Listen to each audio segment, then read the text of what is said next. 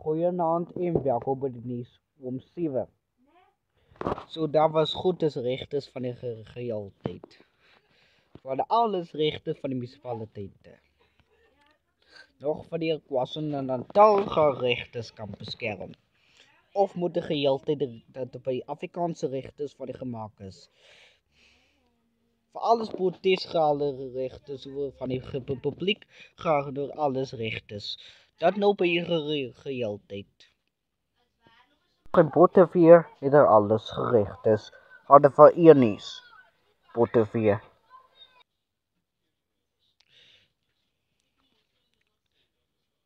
En ik was in de Quebec en Ooskap het de geheelte van die republiek alles regtes van de protestes.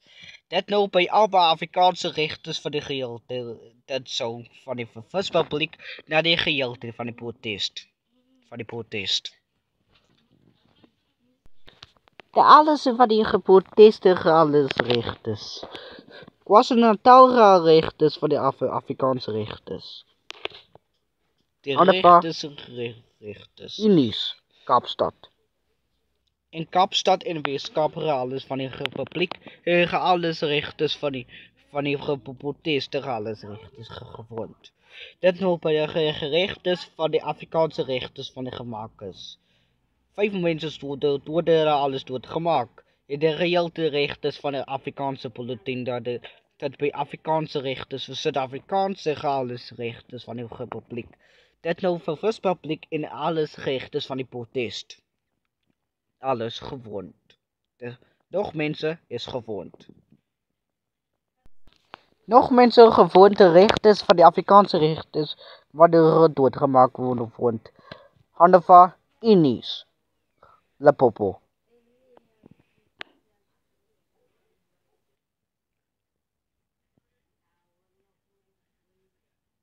Limpopo alles regtes. Dat nou by op die regtes vir alles van die republiek. Regtes dat by op. En dat is nou van die geregtes van die alles. Nog mense is gewoond. Nog mense is gewoonte regtes van die Afrikaanse regtes gemaak is.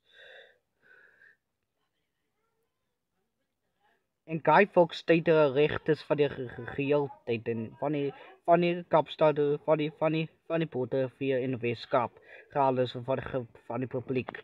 Dat op van die gewoond regtes alles gemaak. Nog van die altyd regtes van Bottevier Weskaap hadden van Iernies. En Mpumalanga regtes van die geheeltyd. Hadden alles regtes van die republieke regtes. Dat nou vast publieke alles regtes van protest.